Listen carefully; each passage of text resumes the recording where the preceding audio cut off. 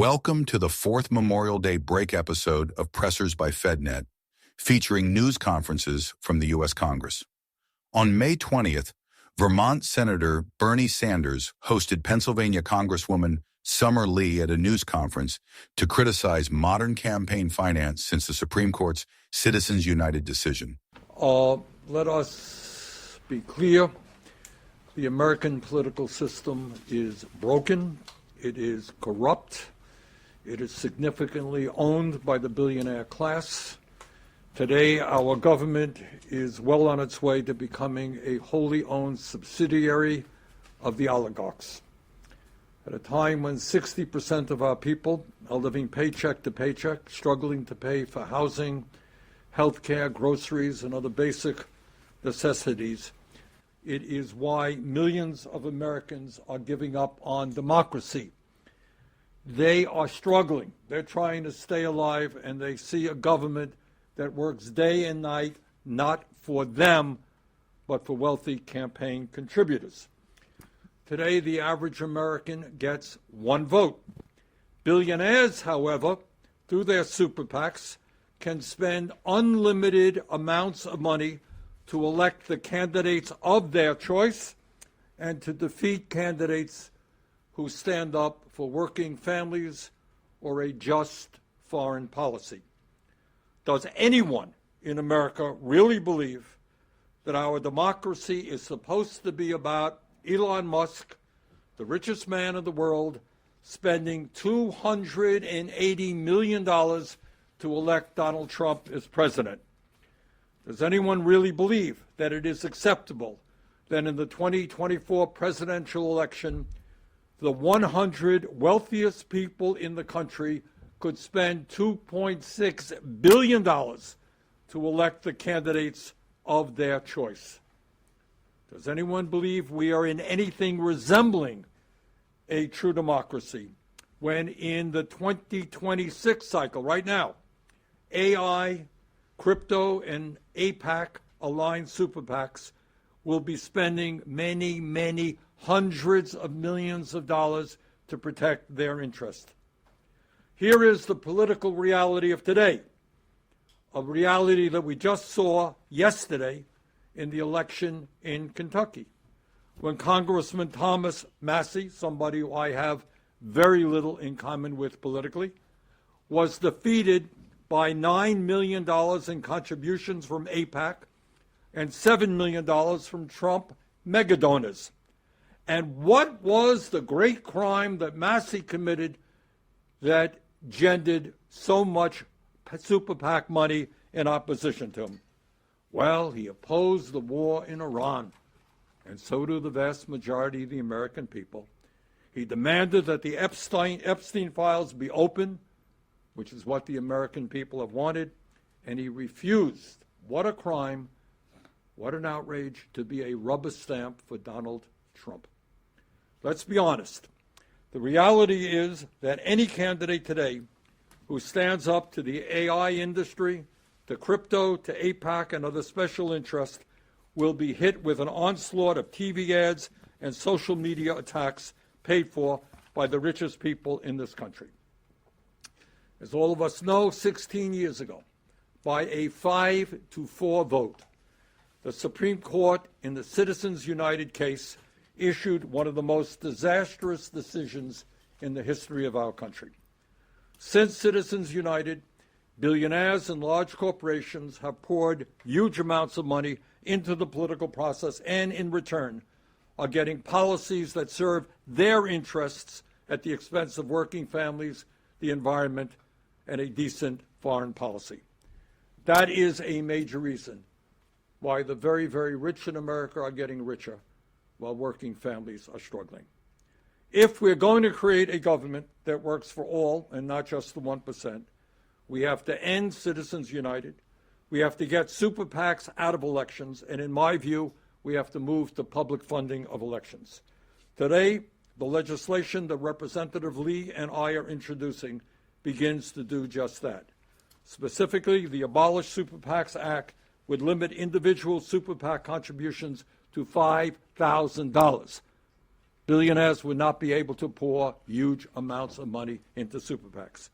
And it would end the era of unlimited spending and put power back into the hands of the people. Way back in 1933, Supreme Court Justice Louis Brandeis made a very profound statement. He said, quote, "We can have democracy in this country, or we can have great wealth concentrated in the hands of a few, but we cannot have both," end quote. What Brandeis said back then was correct. It is even more accurate today. For the sake of our democracy, for the sake of an economy that works for working people and not just the very rich, we must ban super PACs and get big money out of politics. My pleasure to introduce Congresswoman Summer Lee. Summer?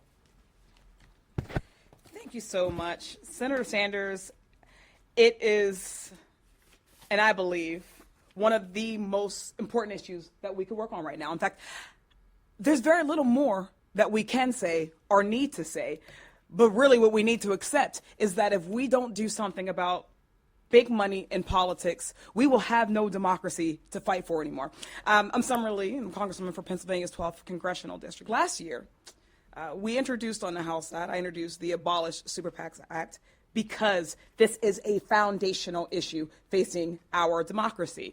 Today, we will ensure that we have bicameral introduction here in the Senate side, because we can't afford to wait a single second longer. The senator talked about it. Yesterday, we saw another record break, the most expensive House race in the history of the United States.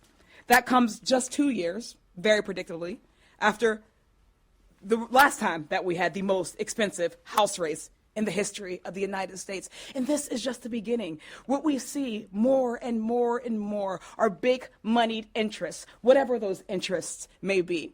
It may be this year or this cycle, maybe APAC or crypto or AI PACs. It may be an individual like your Jeff Yasses in Pennsylvania, or Paul Singer, or Elon Musk. But whoever it is, it's never the interests of actual working class people. For decades, we have watched as Republicans have worked to enshrine minority rule by investing in the courts and shaping the judiciary, stacking it with judges who will protect the wealthy and the powerful and never the people. We've also seen a huge decline in our democratic safeguards. Most recently, we've seen the courts almost completely gut the fundamental right to vote itself through dismantling the Voting Rights Act, through gerrymandering, through voter ID laws, through closing polling locations in Black and brown communities, and through making it harder to register to vote in the first place, harder to cast a ballot, harder to have that ballot count. And we are seeing the court suppress representation through campaign finance, like when we saw Citizens United open the floodgates to dark money pouring into our elections, drowning out the voices of working people. Listen, this is a simple issue. When we talk about what Americans actually want, there always is a gap, a disconnect between the people in power and the people who are waiting for power to move on their behalf. We hear it every single election cycle. Everyday Americans who are urgent about our climate crisis, or who are begging for educational equity, for public education in the wealthiest nation on earth, who are begging for Medicare for all, who are watching their loved ones, who are maybe themselves having to choose between their prescription drug costs or a medical bill or their dental bill or their rent or their mortgage or their groceries or their gas prices. We're watching Americans who are watching our government continuously fall short on its charge to make sure that the least of these, that the most vulnerable, that working class people have the protections, the rights that they need. And when you look at the core of it, the foundation of why we are here, it is because at the end of the day, your members of Congress or your senators are more inclined to have to answer to moneyed interests than they are to their constituents. Because more often than not, it isn't just the money that pours into the campaigns themselves, but that money follows them every step of their career. From the time that they first pledged to run, to their inauguration or their swearing in, to every vote they take on the floor. It's a moneyed interest that's on the floor with a member of Congress, never the person who is suffering because of the policy decisions we make. And that has a simple solution. I don't want to minimize it, But there is a solution. Our bill would ensure that millionaires, billionaires, corporations, corporate interests, special interests would no longer be able to get around the guardrails, the limitations that everyday individuals like you and I have. They'll no longer be able to get around the $3,500 limit, because $3,500? That's not a little bit of money. Or $5,000 for a PAC, they would have the same limitations as everybody else, effectively ensuring that they would no longer be able to pour money into these dark super PACs that oftentimes have no accountability. They have no accountability to people, no transparency, and they're able to essentially spend limitless money in our elections. They would have to work like everybody else. It would essentially free our democracy, free our campaigns, and ensure that voters are able to pick their representatives and not their representatives pick them. It is critically important that we move on this bill. Yes, ending Citizens United is our ultimate goal. And we recognize that there are many steps to that. But right now, we can take a step to ensure that super PACs, that super billionaires, are no longer able to buy our election. And we have to call it what it is. If we will have a democracy, we have to reject an oligarchy. If we're going to have a democracy, we have to reject big moneyed interests overwhelming the everyday people in my district, in Senator Sanders' district, and every district in between. And that's why I think it's important that this be our priority, that Democrats and Republicans should get behind this. As we saw, it does not discriminate. Whether you are a Republican, who sometimes votes as an independent, or a Democrat, who sometimes votes as an independent, and everyone else. Money in politics keeps us from having a representative democracy, and this is why I believe this is the most important issue that we're facing. So I thank the senator, and we look forward to working to get this one over the finish line. Democracy relies on it. Thank you very, very much, Congresswoman. Let me just reiterate what you just said. Most important point. People wondering why we're the only major country on earth not to guarantee health care. But we have an insane $7.25 an hour minimum wage, while we're doing very little on climate change, et cetera, et cetera. And there is one simple reason. And what she said is, this is the most important reason. You do have a government that works very hard for the billionaires. And what Summer and I are saying is that maybe, just maybe, we should have a government that works for working people, not wealthy campaign contributors. All right, any questions? Yes, sir. Given that these dark money super PACs, the corporate donors, expect a return on investment in terms of time, energy, sometimes policy, rhetoric, do you think that what they're doing in these elections, pouring the money in, constitutes bribery? Are these politicians taking bribery? Well, you know, it's a good question. If somebody were to give Summer a $5 bill and say, Summer, I want you to vote against that thing, that's called bribery. It's illegal. If somebody were to spend $50 million on a campaign against her, that's not bribery. That's legal. So what you have is a legally corrupt system. All right? These guys obey the law. They want to spend $50 million, they can do it. But it is clearly a corrupt system. Yeah.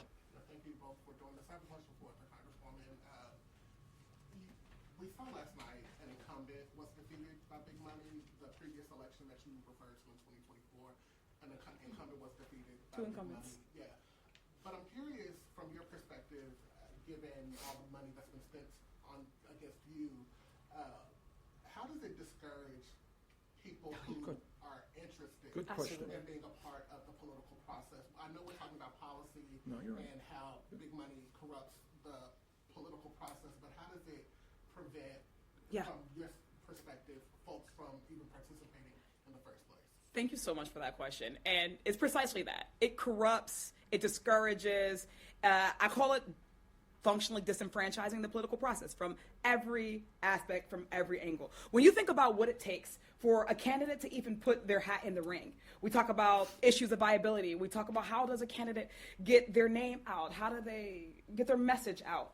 Everyday people are going to find it harder and harder and harder to be able to participate in our democracy. The more money that floods into our elections, the less likely a candidate themselves are to be responsive to their constituency, to be responsive to working class people, because they have to compete. They have to as I say, audition. You see so many candidates who are auditioning, spending all of their time auditioning for big money to come into their districts. Oftentimes because they recognize that they probably couldn't win if those types of dollars are not flooding districts. But also, the dollars themselves have an effect. I can talk about my race when I first ran, what it was like to sustain a $3.5 million attack, disinformation campaign, where we know that sometimes the loudest message is the message that resonates. But what it does is it denies people the ability to make their best decision, an informed decision, especially when we have loose laws on what they can spend on those dollars. We're talking a flooding where a person, a PAC, an entity can essentially say whatever it wants. And the other candidates who usually have less money have harder. It makes people also, predictably, not want to engage the process. I can't give you a statistic for how often money in politics, big super PACs, spend on positive versus negative ads. But I can tell you that every time a negative ad drops on air, it disenfranchises a voter. It reinforces this idea that there are no good politicians, that politics is inherently evil, and that it is a rigged game that regular people shouldn't get in. But also what it does is it ensures that black and brown and poor and working class people are ever more and more less likely to be able to break in the first place. How much does it cost to run a Senate race in 2026? A Senate race. In Ohio? In Pennsylvania, in Ohio, Texas. in Texas, in Florida, in Georgia. These races are exorbitant. It keeps everyday working class people out as candidates and as voters. Because again, in a representative democracy, we shouldn't have a democracy only of wealthy people, a democracy where only the wealthiest people or the best connected people or the ones who are willing to take the bribe are able to participate. So eventually what we'll see is the government that we've been trying to perfect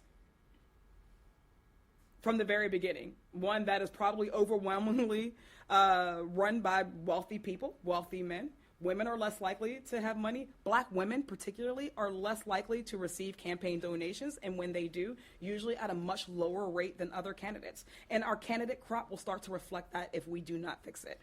Let me just add to that, and I agree with everything that the Congresswoman said. Just on a personal level, all right? Let's just say you're an ordinary person. You think there's something wrong when the very rich getting richer and working people are struggling. You think that maybe the United States should join every other major country and guarantee health care to all people. You think that maybe we should be concerned about the impact that AI is going to have on all of our lives. You think maybe we should have a just foreign policy and not be supporting a government which has committed genocide. Right? Millions of people hold those views. And then you're thinking, hey, if I decide to run for Congress, you know what I'm going to be up against? Not just huge amounts of money. I'm going to be up against personal attacks of the worst kind, all kinds of lies. You going to run for office? No, forget it. Let somebody else do it. So what this does, to answer your very, very good question, we believe in democracy. We want people to run for, I don't give a damn what your political view is. Get involved. Stand up and defend yourself. But how many people are going to do that when they're going to have millions and millions of ugly dollars in ugly ads? You know, there was one in the Massey case. Were you part of his date in a hotel room, or was it just? I think it was two others of our friends. I mean, a completely total AI fiction. That's what you have to deal with. So you ask me, are people gonna jump into an election? There's going to be a lot of hesitancy. It takes very brave people to run. Yes, ma'am. Can you explain the real-world human cost of these super PAC politics, like how this unlimited spending affects healthcare, Good. or wages, or housing costs? Right. Sometimes I don't want people to think this is just another issue. You know, what someone said is right. It is the most important issue. If we are the only major country on earth not to guarantee health care to all, why is that? Do you think it may have something to do with the power of the pharmaceutical industry and the insurance companies who spend zillions of dollars making sure we don't move to a Medicare for all system? Do you think the fact that we have a starvation minimum wage has something to do with the fact that a lot of these corporations and business people don't want to pay their workers a living wage, don't want workers to join unions? So the point here, this is not another issue. This is an issue that touches every bloody issue facing working people in this country. And one of the things, on top of everything else that concerns me, is people in large numbers are basically giving up on democracy. They're saying, why the hell should I vote? The rich are getting richer. I'm going nowhere in a hurry. My kids will be worse off than I am. You want me to vote? Forget about it. Maybe we need a real strong man who's going to break through everything. Let's not worry about these phony elections that don't result in anything benefiting me. So, good question, but this is the most important political issue we face. Yes, sir. How do you get this through? I know the McCain final passed a Republican president and a Republican Congress. How do you get this, even a vote through your last? Well, it's a great question. When you take on the billionaire class, and we got representatives here in Congress representing the billionaire class, it is going to be hard for us, admittedly, to pass legislation which takes away the power of the billionaire class. In my view, the way we do it is the way we bring about change, and always have brought about change, is that at the grassroots level, that millions of people stand up and demand an end to a corrupt campaign finance system. I want the day to come when somebody's running for office, I want somebody at a town meeting to say, hey, candidate, do you support this legislation or not? Do you think we should end super PAC control over the political process? When we can begin to do that, I think we have a chance to get this thing Do we through. get the Congresswoman to answer this and work for the Pittsburgh paper? Okay. Thank you. No, that is the answer. When we think about every major change that has happened in American history, it has come from the people, Right. from the Civil Rights Act to the Voting Rights Act to every anti-war movement that we've seen. It was people. It started with people from the outside, setting the tone, creating the language, and then the accountability mechanisms for us in positions of power. To actually move on it. So right now, more than ever, we will need people to use this as a foundational issue. I often say, if you are somebody who believes in Medicare for all, then money in politics is your number one issue. Right. If you believe in ending mass shootings in our country, that we have seen in our mosques and synagogues and schools and grocery stores and concerts, the money in politics is your number one issue. If you believe in environmental justice, climate change, money in politics. If you believe that we should not go in debt because of our prescription drug costs, money in politics. You are tired of the oil and gas, money in politics. Right. What we need to do is part of our organizing effort that will be, again, on the inside and the outside, but critically on the outside. The organizing effort is helping bringing people from their various silos to this one issue that will actually free each and every one of them. But it will also help us to focus as we're building our agenda, our affirmative vision for the country that we'll have gone into not just November, but of course into 2028. It will give us the structure, the foundation to actually build that type of agenda. Americans see our party, the Democratic Party, serving two masters, and there is a demand that we pick. We cannot be the party of corporate interests and a party of working people at the same time. By centering money in politics, by running on it, by organizing around it, and by helping people understand that their power lies in taking this piece, this bit of influence from these billionaires, then this is how we will actually grow the party, grow the coalition, expand the electorate, and then be able to get people with gavels who will actually then move on these things. Senator or Congresswoman, some of the Democrats we've spoken to the past couple of days beyond campaign finals have expressed concerns about the Trump administration interfering in the election in ways beyond like subpoenaing ballots, the funding for ICE. Do you have any concerns about other interference by the Trump administration in these elections? Yeah, I do. I think Trump is an authoritarian. I think he happens not to believe in democracy. And I think in a variety of ways he will do everything he can to stifle opposition and to make sure Republicans win the election. And our job, obviously, is to fight him in every way that we possibly can. But I think it is very clear, this whole gerrymandering nonsense began with Trump in Texas, et cetera, Voting Rights Act, a Supreme Court that the billionaires put into place. So, yeah, the answer to your question is yes. We've got to be vigilant, and we're going to fight them tooth and nail. Any other questions? Yes, sir. Yeah, so we have seen cycle after cycle the amount of money sort of growing, Yep. growing, and growing. I mean, last cycle we had our first $500 million Senate race in Ohio. Yep. They're talking about maybe this year we get to $700 million in North Carolina. Ohio also kind of looks like $500 million. You know, the Republicans. It feels bad saying it, doesn't it? Let me get to my point. But the Republicans are openly begging the crypto super PAC to repeat their 40 million, maybe Right. more, against Sherrod Brown again in Ohio. And their ads are not on crypto, of course. Right. They're different, but in the grand scheme of things, the amount of money they're putting in is actually very small percentages of their wealth, and they're very small percentages of what the corporations could spend. Right. And the issues here, as you know, are trillion-dollar issues, and in some cases, many trillion-dollar issues. I'm just wondering if you are worried or sense that this thing that you've identified as a problem could get much. It's not a problem. It is a fundamental crisis in American democracy. Right, but this could get much. Look. What? Look, if you are worth several $100 billion, what is the problem with spending a couple of $100 million on politics to elect the candidates of your choice? If in return you're going to become the head of Doge, if in return you're going to get all kinds of federal contracts, if you're going to get $1 trillion in tax breaks for the 1% while we throw 15 million people off of health care. So the point is, look, this goes hand in hand with oligarchy, all right? The rich have unlimited amounts of money, and spending a few $100 million if you're a multi-billionaire, what's the problem?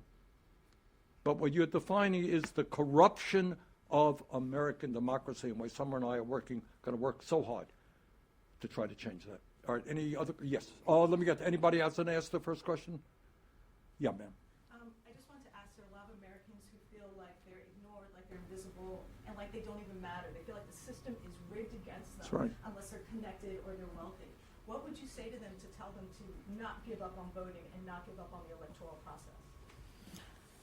I would say that where we are right now is not by accident, right? There are people who have been working tooth and nail to bring us to this point.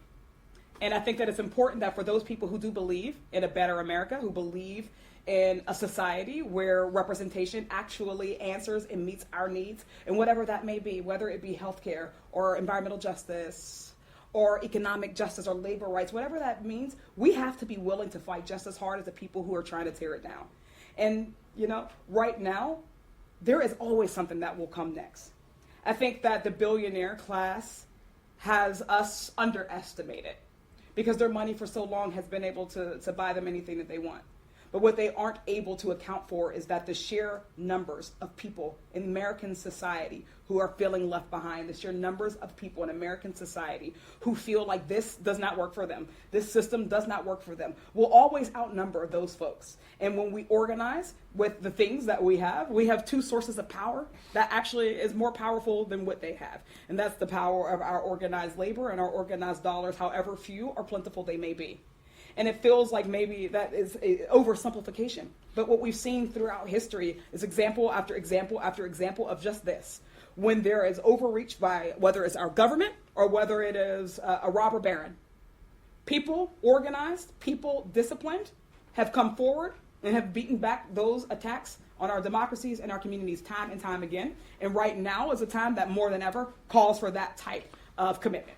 And we are seeing this right now. I would say to that person, and you're quite right in phrasing the way you phrased your question. People, in many ways, are distressed. They're giving up on democracy. They don't see the government responding to the very serious needs that they have. But I would say to that person, you're not just fighting for yourself. You're fighting for your kids, for your grandchildren. You're fighting for the planet. You're fighting for the future of humanity. I would also say is that if you look at what's happening right now, we are, as progressives, people who are standing up for the working class of this country, winning election after election, precisely for all of the reasons that Summer and I are talking about. People are disgusted with status quo politics. All right, in New York City, as you know, Zohran Mamdani took on the oligarchs, took on the Democratic establishment, took on the Republican establishment, took on the President of the United States. But you know what he also did? He organized 100,000 volunteers to knock on doors. And when you have that kind of grassroots movement, whether it's New York City, you know, Philadelphia, Pennsylvania, any place else, when you have that grassroots movement, we're going to win. So our job is to mobilize people at the grassroots level. They have the money. You know, that's what Summer is just saying. We got the people. And at the end of the day, if we mobilize our people, we win. All right, thank you all. All right, yes, back there. Thank you, Senator. It's out of topic, but given the fact that today the Department of Justice indicted Raul Castro from Cuba, I would like to have your reaction on that, and if you think President Trump should ask Congress for an authorization before he decides perhaps to take a military action in Cuba, just as he's. I think Trump's actions in Venezuela were illegal and unconstitutional. I think his actions in Iran are unconstitutional and illegal. And I think what he is doing now, starting to do in Cuba, is unconstitutional and illegal. And it is not what the American people want. This guy ran, remember, he ran on the goal of ending endless wars. He ran on America first. This country faces crisis after crisis in terms of healthcare, the economy, education.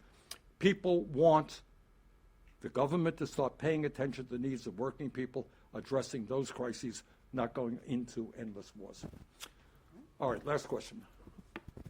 You spoke about using the bill as more of an organizing tool so that constituents and the working class on the ground can go and press perhaps their representatives, whether that's sort of an establishment Democrat or maybe a Republican, to try to get them to come on board and support your bill. And I think that more broadly, APAC specifically has become really toxic in Democratic primaries, even in some Republican primaries, to the point where they have to spend $9 million in a Republican primary. How are you able to extend that toxicity and that reputation that APAC has gotten to all of the other lobbies, whether that's pharmaceutical or big oil, so that you can try to tackle these other issues that you've rightly identified are sort of a network? Okay, I'm happy to answer. You want to do it? Or? Yeah, I treat them all largely the same. At the end of the day, it is we want to abolish super PACs. We want to get big money out of politics. Whatever the PAC is called, whatever industry is behind the PAC, what we're trying to do, and I think what is the most important thing that we can do right now, is to reclaim our democracy for the voters, for Americans. And this is a part of that. So at the end of the day, again, we have talked about the connection between all of the big issues that Americans want us to solve and all of the industries that are keeping us from doing so.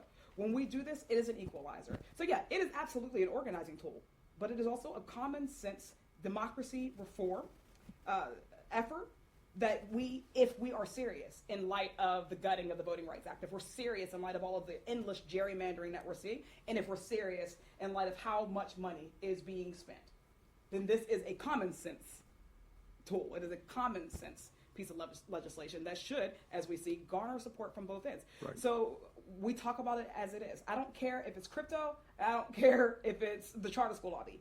I don't care if it's APAC or anyone else. People deserve the right to their government, and they cannot have that if they can't even afford the entry ticket in. On that note, thank you all very much. Take care. Thank you. The following material is protected by copyright. Thanks for listening. This program is copyrighted by Federal Network, Incorporated, and provided only for informational and educational purposes. Unauthorized reproduction, distribution, or use of this episode without expressed written permission from FedNet is prohibited.